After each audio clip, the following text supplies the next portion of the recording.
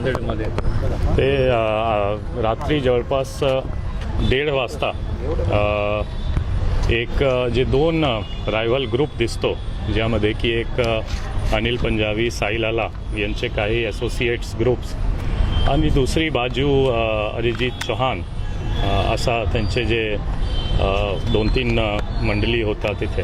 तो असा दोन रायव्हल ग्रुप दिसतो, ज्यामध्ये की रात्री मारामारी झाली ई स्क्वायर मॉलजवळ आणि त्यामध्ये स्पॉटवर सिरियसली इंजर्ड जे झाला दोन्ही रायव्हल ग्रुपच्या एक इंजर्ड झाला सिरियसली, अरिजित चौहान आणि तसेच दुसरा अरबाज एके जे अरबाज एके साई लाला आणि अनिल पंजाबी ग्रुपचा मेंबर आहे, असोसिएट आहे, त्यांच्यासोबत असतो असा दिसतो.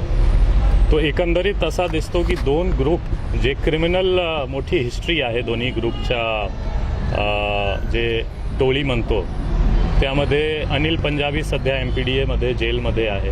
साई लालासुद्धा जवळपास 1.5 महिन्यापूर्वी MPDAमधून बाहेर आला होता.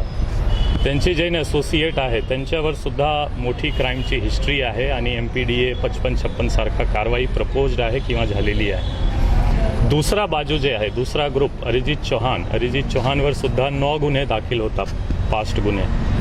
त्यांच्यासोबत जे एक आरोपी जे आम्ही अरेस्ट पण केलेला आहे, इंजर्ड आहे, त्यांच्यावर सुद्धा MPDAची कारवाई झाली होती, 2025मध्ये बाहेर आला होता.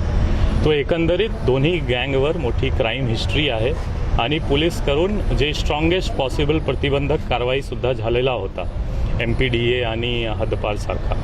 आणि हा दोन्ही गँगची रायव्हलरीमध्ये ई स्क्वायरजवळ रात्री इन्सिडेंट झाला आणि जे अनिल पंजाबी साई लाला ग्रुपच्या 2 मेंबर असोसिएट्स म्हणू शकतो आपण, अरबाज आणि आवेज, हा दोन्हीची डेथ झालेली आहे एक बाजू, दुसरा बाजू अरिजित चौहानची पण डेथ झाली. हॉस्पिटल असा एकंदरीत 3 डेथ हा इन्सिडेंटमध्ये झालेला आहे. हॉस्पिटलमध्ये एकाचा खून करण्यात आला. असं आहे की ते ऑलरेडी 2 जे आहे मोस्टली इथेच सिरियसली इंजर्ड होता आणि आवेज पण सिरियसली इंजर्ड होता. त्यांना सिव्हिल हॉस्पिटल फर्स्ट गेला जवळ असताना, नंतर रेफर झाला विष्णुपुरी आणि विष्णुपुरीमध्ये ते ऑलरेडी सिरियसली इंजर्ड कंडिशनमध्ये गेला होता आणि तिथे ऑलरेडी अरिजित चौहानचे भाऊ आणि वडील जे अरिजित चौहानची डेड बॉडी मॉर्चरीमध्ये शिफ्ट होत होता तिथे ऑलरेडी होता आणि तिथे पण त्यांच्यावर वार झाला.